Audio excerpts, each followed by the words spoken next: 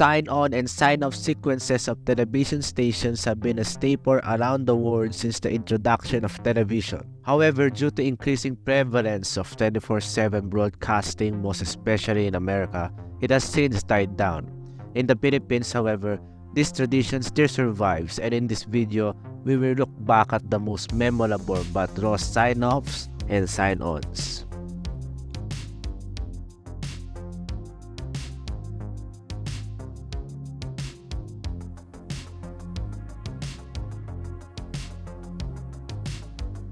ABS-CBN rebranded in time of the millennium on December 31, 1999 with a brand new logo and station ID. Its sign-off and on sequence was also brand new, replacing the sequence from 1998. The sequence consists of a white background and a spinning RGB ring with the Millennium Overture background music. Its partial sign-on portion video was uploaded in 2020, albeit the full portion is still lost.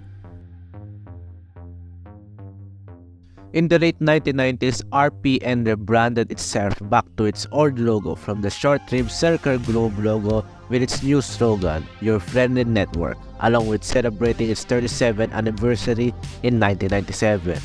The sign-on and sign-off sequence consists of a purple background with RPN Philippines logo along with the Philippine map.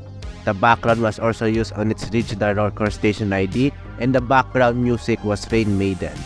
This version was used in the late 90s, and if the speculation of its usage extending to 2003, it was then replaced by a new graphic.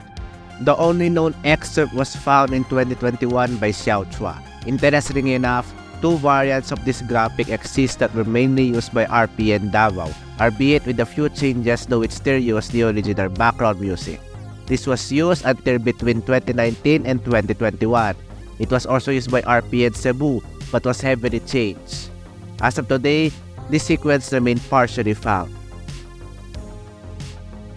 As GMA rebranded into the Kapuso Network in 2002, a new sign-on and sign-off sequence was made. The background consists of vignettes from the Kapuso station ID along with GMA Network Center, the rotating heart, and the GMA SUV. The background music of the sequence was Video Herper's Image is Everything.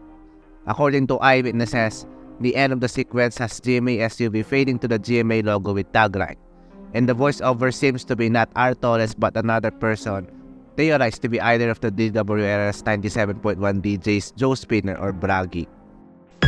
This is a 1-second excerpt of the sequence was found by Jacob Scherter on 2022 from an ending of a Master Showman episode. This sequence preceded the nostalgic and known Sunset Sunrise crowd sequence used from 2007 until 2017. This full video is yet to resurface. In 1975, KBS was renamed to RPN, and in the 1980s was known as the Reader 9. In 2021, archivist Stupid Stickman found an excerpt of the RPN's closedown sequence from a French documentary in the INA archives. It was discovered that the 1980s sequence showed its various engineers and broadcast city, as the tradition at the time during closedown sequences was showing the stations behind the scenes. The sign-off also uses its iconic The Reader jingle. Although the script was found, the full sequence is still lost.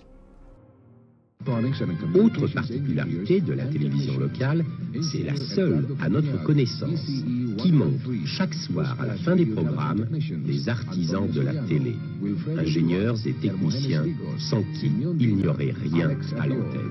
Dario Talusan Jr., Alfredo Antonio, Felix Villaester, Gabriel Dote, Jerry Bailon, Apolinario Iriola, and Rodolfo Alberto. On January 17, 2020, Dixer Dante's Enigmatic World uploaded an audio of GMA sign-off from 1988 with the partial Hallelujah Choir music video, the sequence, and also the partial national anthem. This sign-off uses the 1979 Marie Belong jingle. This became one of GMA's most wanted raw sign-offs, as the video version is yet to resurface. This is GMA Radio Television Arts saying goodnight. I made a video about this a few months ago, however this still deserves to be here. We all know this nostalgic sequence, the GMA Sunset and Sunrise crowd sign-on and sign-off. However, a short-lived version, probably the first version, was aired in 2007. The sequence was the same. The only difference in the end was the Kapuso heart zooming in to form the GMA logo. Found by Jacob Scherter on a demo in 2023, the full one is still lost.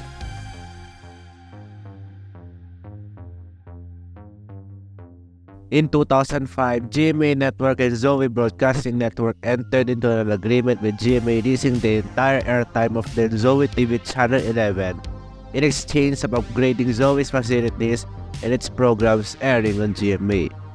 On September 1, 2005, Zoe TV 11 went off-air at 5 o'clock in the afternoon with its last program, the Isra Hour program block.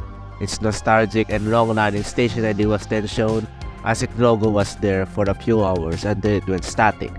A few weeks later, promos and teasers were airing on now GMA's QTV Channel 11. Zoe resumed its broadcasting meanwhile on Channel 33. This final sign-off is yet to resurface.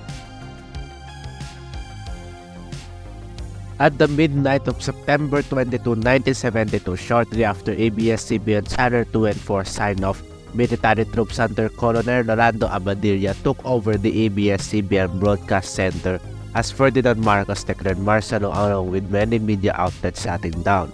On the morning of September 23, 1972, ABS-CBN Channel 2 and 4 and its regional stations along with other channels were covered with static, except KBS 9 under Roberto Benedicto as it went back on air in the afternoon. ABS-CBN would not come back until 14 years later in 1986.